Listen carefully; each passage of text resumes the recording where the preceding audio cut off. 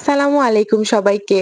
আজকের ব্লগটা আমার জন্য একটু স্পেশাল। খুলনা থেকে রওনা দিয়েছি আমার দেশের বাড়ির পথে। যেখানে শিকড়, যেখানে আপনজন। এই পুরো ট্রেন জার্নিটা আমি ধরে রেখেছি আমার ক্যামেরায়।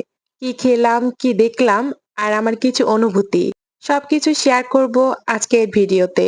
তো চলুন শুরু করা যাক খুলনা থেকে দেশের পথে এই সফর। খুলনা রেল স্টেশন একটু ব্যস্তই ছিল আজ। ট্রেন ধরার জন্য সকাল সকাল বের হয়েছি। টিকিট হাতে ছিল আর মনটা একদম উত্তেজনায় ভরা। ট্রেন আসতে দেরি হয়নি আর আমি জানালার পাশে একটা সিটও পেয়ে গেলাম। ব্যাস আরো ভালো লাগতে লাগলো। এই ট্রেন জার্নিতে আপনাদের সাথে শেয়ার করলাম অপরূপ সুন্দর কিছু দৃশ্য। দেখেই মন ভরে যাচ্ছে। এই ১৩ থেকে ১৪ ঘন্টার লং জার্নিতে কিছু হালকা নাস্তাও করেছি, সেগুলোও আপনাদের সাথে শেয়ার করলাম। এই ১৩ থেকে ১৪ ঘন্টা জার্নি উপভোগ করে চলে আসলাম ফাইনালি আমার প্রিয় শহর, আমার উত্তরবঙ্গে। কারা কারা উত্তরবঙ্গে আছেন অবশ্যই কমেন্ট করে জানাবেন। যাই হোক, সেদিনের ক্লিপ আর নেওয়া হয়নি। চলে আসলাম পরের দিন সকালে ঘুম থেকে উঠে ফ্রেশ হয়ে মায়ের হাতের গরম গরম ধোয়া ওঠা ভাত আর খাসির মাংস দিয়ে বুটের ঝোল।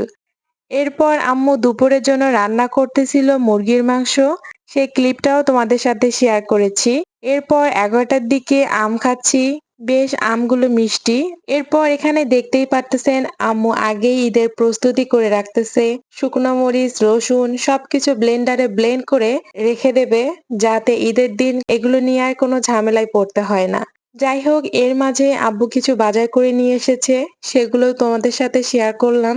এই যে বাড়ি আসলাম, বিশ্বাস করব না, এই অনুভূতিগুলো অন্যরকম। তোমরা অনেকেই জানতে চেয়েছো, আপু এতদিন পর বাড়ি গেলা, তোমার অনুভূতি কি? সত্যি বলতে এই অনুভূতিগুলো ভাষায় প্রকাশ করার মতো না। আজকে আম্মু তৈরি করেছে আমের আচার। ইনশাল্লাহ তোমরা আমের আচারের রেসিপি পেয়ে যাবা। ফুল ভিডিও তোমাদের সাথে শেয়ার করব। যাই হোক, আমের আচার তৈরি করতে করতে সেই সময় আমার বড় আপুরা চলে আসছে ঢাকা থেকে।